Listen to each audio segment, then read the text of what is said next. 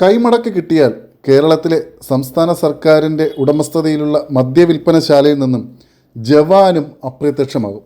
എന്താണെന്നല്ലേ? വേറൊന്നുമല്ല, നമ്മുടെ സംസ്ഥാനത്തെ കൺസ്യൂമർ ഫെഡിൻ്റെയും ബെവറേജസ് ഔട്ട്ലെറ്റിലെയും കാര്യമാണ് പറഞ്ഞു വരുന്നത്.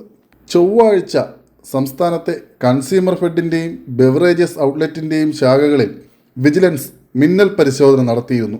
ഇതിലാണ് ഈ കള്ളക്കളി പൊക്കിയത്. ജീവനക്കാർക്ക് കൈക്കൂലി നൽകാൻ കൊണ്ടുവന്ന ലക്ഷക്കണക്കിന് രൂപയാണ് വിജിലൻസ് പിടിച്ചെടുത്തത്.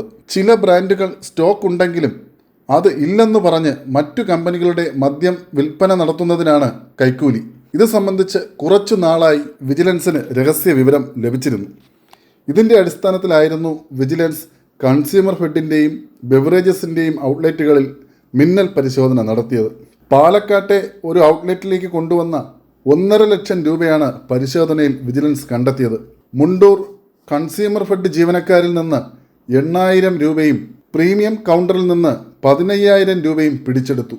അതുപോരാത്തതിന് ബിവറേജസിൻ്റെ മറ്റ് ഔട്ട്ലെറ്റുകളുടെ ജീവനക്കാർക്ക് നൽകാൻ വേണ്ടി പ്രത്യേകം പൊതികളിലാക്കിയ പണവും വിജിലൻസ് പിടിച്ചെടുത്തു. ആർക്കൊക്കെ എത്ര രൂപ കൊടുക്കണം എന്നത് സംബന്ധിച്ച ലിസ്റ്റും കൈക്കൂലി കൊണ്ടുവന്നവരിൽ നിന്നും പിടിച്ചെടുത്തിട്ടുണ്ട്. ചീമേനിയിലെ സ്വകാര്യ ഡിസ്റ്റിലറി കമ്പനിയായ നോർമാൻഡി എന്ന കമ്പനിയുടെ ജീവനക്കാരെയാണ് പാലക്കാട് വിജിലൻസ് സംഘം പിടികൂടിയത്. കമ്പനിയുടെ ഡാഡി വിൽസൺ എന്ന ബ്രാൻഡിൻ്റെ വിൽപ്പന കൂട്ടാനായിരുന്നു കൈക്കൂലി കൊണ്ടുവന്നതെന്ന് വിജിലൻസ് പറഞ്ഞു. ജനപ്രിയ ബ്രാൻഡായ ജവാൻ സ്റ്റോക്കില്ലാത്ത സമയം ആളുകൾ ഡാഡി വിൽസനാണ് വാങ്ങി കഴിച്ചിരുന്നത്. ജവാന്റെ അഭാവം ഡാഡി വിൽസന്റെ സ്വീകാര്യതയെ ഇടയ്ക്ക് കുറച്ച് വർദ്ധിപ്പിച്ചിരുന്നു.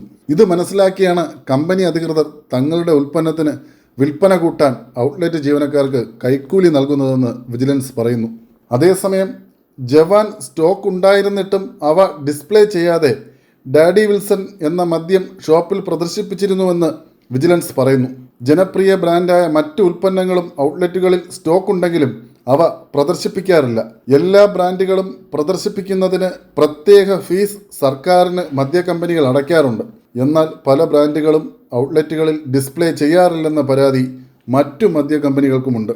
അതിനിടയിലാണ് ചില ബ്രാൻഡുകളെ മാത്രം ഡിസ്പ്ലേ ചെയ്യുന്നതിന് ജീവനക്കാർക്ക് കൈക്കൂലി നൽകുന്നത്. ബിവറേജസ് കോർപ്പറേഷനാണ് കൺസ്യൂമർ ഫെഡിനും ബാറുകൾക്കും മറ്റും മദ്യം വിതരണം ചെയ്യുന്നത്. നേരത്തെ ബെവ്കോ ഔട്ട്ലെറ്റുകളിലും ഇത്തരം കൈക്കൂലി ഇടപാടുകൾ നടന്നിരുന്നു. വിജിലൻസും ബെവ്കോയുടെ തന്നെ ഇന്റേണൽ ഓഡിറ്റ് വിഭാഗവും ഈ സംഭവത്തിൽ പരിശോധനകൾ നടത്തി ജീവനക്കാർക്ക് കൈക്കൂലി കൊണ്ടുവരുന്നത് കയ്യോടെ പിടികൂടിയിട്ടുമുണ്ട്. ഇടയ്ക്ക് വെച്ച് അവിടെയും പരിശോധനകൾ നിലച്ച മട്ടാണ്. പല ഔട്ട്ലെറ്റുകളിലും ജവാൻ എന്ന മദ്യം ഇല്ലെന്ന് പറഞ്ഞ് മറ്റു ബ്രാൻഡുകൾ അടിച്ചേൽപ്പിക്കുകയായിരുന്നു ജീവനക്കാർ ചെയ്തിരുന്നത്. മാത്രമല്ല, ബിയർ ഇനത്തിലും ഇവർ ഇത്തരം വേർതിരിവ് കാട്ടിയിരുന്നു. ജീവനക്കാർക്ക് കമ്മീഷൻ കൂടുതൽ കിട്ടുന്ന കമ്പനികളുടെ ബിയറും മദ്യവും മാത്രമേ ഡിസ്പ്ലേ ചെയ്യാറുള്ളൂ. ഇപ്പോഴും ചില ബെവ്കോ ഔട്ട്ലെറ്റുകളിൽ ഇത്തരം പരിപാടികൾ തുടരുന്നതായി ഉപഭോക്താക്കൾ തന്നെ പറയുന്നുണ്ട്. മാത്രമല്ല, തങ്ങളുടെ ഉൽപ്പന്നങ്ങൾ പ്രദർശിപ്പിക്കുന്നതിന് പ്രത്യേക ഫീസ് ഈടാക്കിയിട്ടും ഇരട്ടത്താപ്പാണ് കാണിക്കുന്നതെന്ന് മറ്റു മദ്യ കമ്പനികളും ആരോപിക്കുന്നു.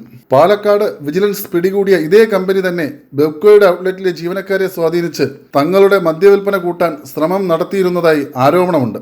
സാധാരണ ഏതെങ്കിലും ഒരു മദ്യ കമ്പനി നേരിട്ട് ജീവനക്കാരെ സ്വാധീനിച്ച് തങ്ങളുടെ ഉൽപ്പന്നങ്ങൾ വിൽപ്പന കൂട്ടാൻ ശ്രമം നടത്തിയാൽ അവരെ കരിമ്പട്ടിയിൽപ്പെടുത്തുക എന്നതാണ് ബെവ്കോയുടെ ടെൻഡർ നയം.